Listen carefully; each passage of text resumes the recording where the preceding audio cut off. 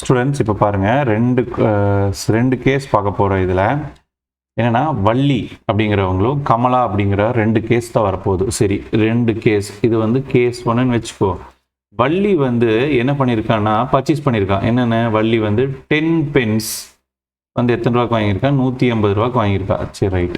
அதே case number 2 பார்த்தோம்னா யார்? கமலா.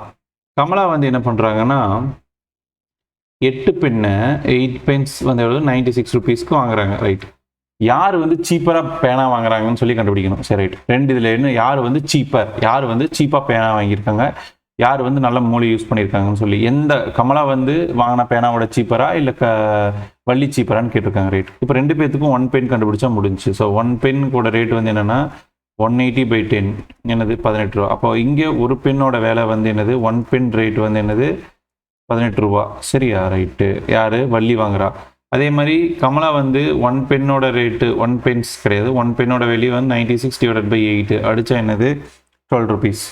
அப்போ இங்கே வந்து 1 பென்னோட வேல்யூ என்னது? 12 ருபீஸ். கிளியர்? ரைட். இப்போ 1 பென். இப்போ யாருங்க சீப்பர்? பார்த்தா கமலா சீப்பரா இல்லை வள்ளி சீப்பரா வாங்கியிருக்காரா? கமலா தான் சீப்பாக பேன் வாங்கியிருக்கா. ஓகேவா? கமலா பாட் த பென்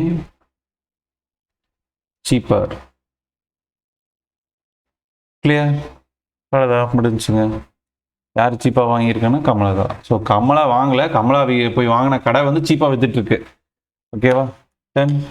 ஓகே, தேங்க்யூ. நெக்ஸ்ட் சம்மில் பார்க்கலாம்.